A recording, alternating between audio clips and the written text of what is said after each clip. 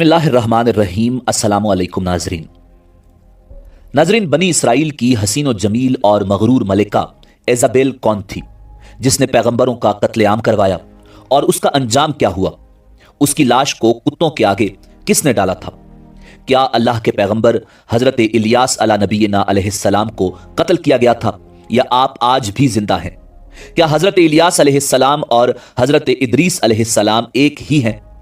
कौन से चार अंबियाए कराम अलैहिमुस्सलाम हैं जो अब भी जिंदा हैं? यही हमारी आज की वीडियो का मौजू होगा।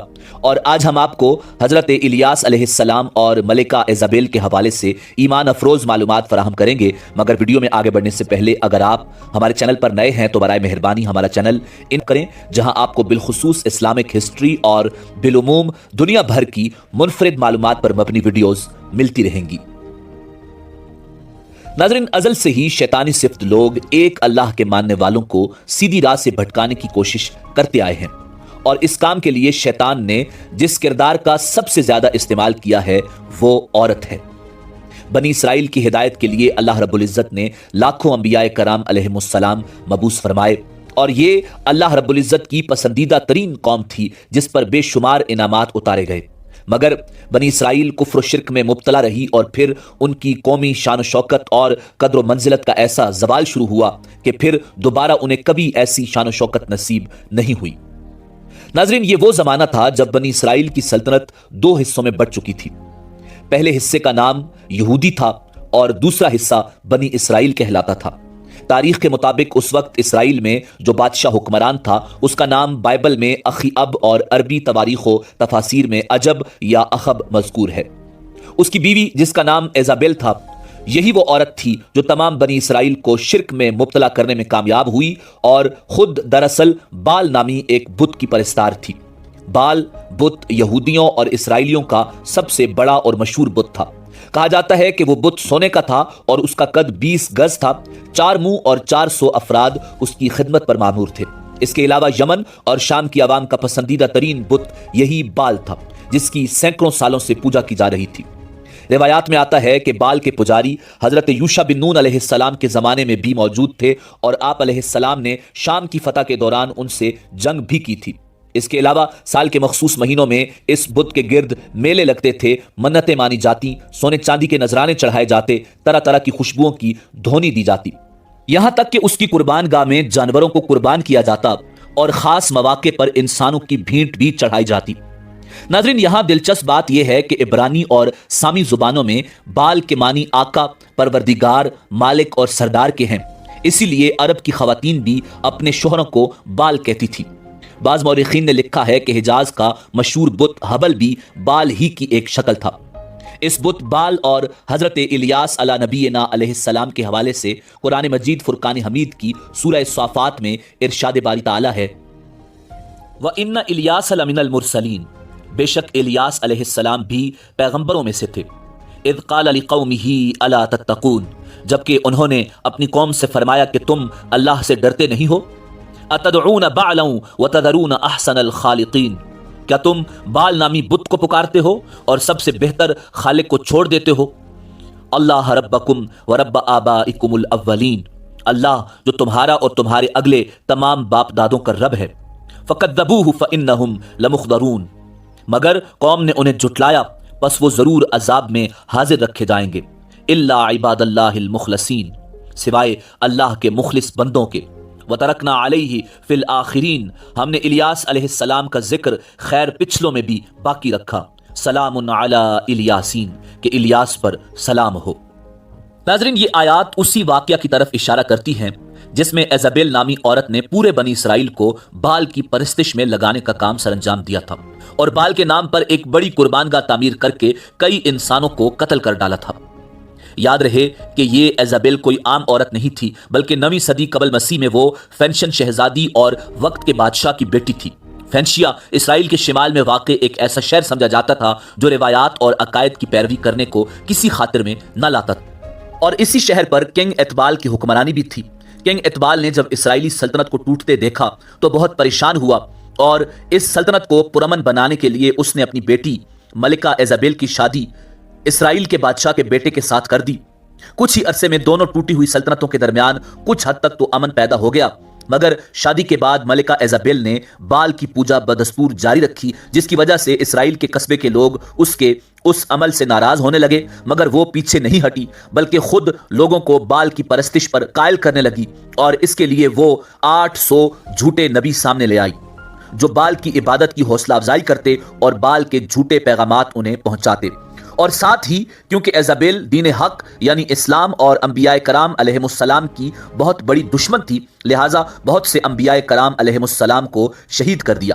یہی وہ دور تھا جب ایک ہی دن میں کئی محترم انبیاء کرام علیہم السلام کو شہید کیا گیا۔ ناظرین، اسی وجہ سے اس وحشی قاتلہ کی دہشت تمام بنی اسرائیل میں پھیل گئی اور آہستہ آہستہ سب نے بال کی پرستش ڈر کے مارے شروع کر دی۔ بنی اسرائیل وہ واحد قوم تھی جس پر سب سے زیادہ انعامات کی برسات ہوئی، سب سے زیادہ ہدایات کے لیے ان میں پیغمبر آئے، مگر اس کے باوجود نہ جانے ایسا کون سا عنصر ان کے وجود میں شامل تھا کہ یہ لوگ ذرا سی ترغیب پر اور ڈراوے دھمکاوے پر اپنا ایمان بیچ ڈالتے اور کسی بھی غیر اللہ کی چیز کی پرستش فوراً شروع کر دیتے۔ اب بھی جب یہ قوم مکمل طور پر شرک و کفر میں مبتلا ہو گئی تو اللہ تعالیٰ کی طرف سے حضرت الیاس علیہ السلام کو حکم ہوا کہ وہ اس خطے میں جا کر توحید کی تعلیم دیں اور اسرائیلیوں کو بت پرستی سے روکیں۔ حضرت الیاس علیہ السلام نے جب بنی اسرائیل کو صراط مستقیم پر چلنے اور کفر و شرک سے باز رہنے کی دعوت دی تو انہوں نے دعوت حق مسترد کر دی، جس پر اللہ تعالیٰ نے انہیں خشک سالی سے دوچار کر دیا۔ سلطنت اسرائیلیہ کے لوگ پانی کی بوند بوند کو ترسنے لگے، جبکہ دوسری طرف ایزابیل حضرت الیاس علیہ السلام کی جان کی دشمن بن گئی۔ اس نے اپنے شوہر اخی اب کے ذریعے ان کے قتل کا فرمان جاری کیا۔ حضرت الیاس علیہ السلام اللہ کے حکم سے ایک غار میں جا کر چھپ گئے اور کچھ عرصے بعد اللہ کے حکم سے ہی دوبارہ ظاہر ہو گئے۔ حضرت الیاس علیہ السلام نے دوبارہ سب کو دین حق کی دعوت دی اور واضح طور پر یہ معجزہ بھی دکھایا کہ خشک سالی کے خاتمے کی دعا فرما کر اللہ کے حکم سے خشک سالی کو ختم کیا اور موسلا دھار بارش ہوئی۔ مگر اس کے باوجود سلطنت اسرائیلیہ کے بادشاہ اخیب اور اس سرکش اور خونخوار ملکہ ایزابیل نے دعوت حق قبول نہیں کی اور ایک بار پھر اللہ کے نبی حضرت الیاس علیہ السلام کے قتل کا ارادہ کیا۔ پھر اللہ کے حکم سے آپ نے ایک غار میں پناہ لے لی۔ اس کے بعد حضرت الیاس علیہ السلام نے بنی اسرائیل کے ایک سردار یاہو بن نمشی کو مستقبل کا بادشاہ منتخب فرما دیا۔ بعد ازاں اس نئے منتخب شدہ بادشاہ نے ایزابیل سے تمام حساب کتاب چکتا کیے۔ ایک دن ایسا ہوا کہ حضرت الیاس علیہ نبینا علیہ السلام اور اخیاب کا آمنا سامنا ہو گیا۔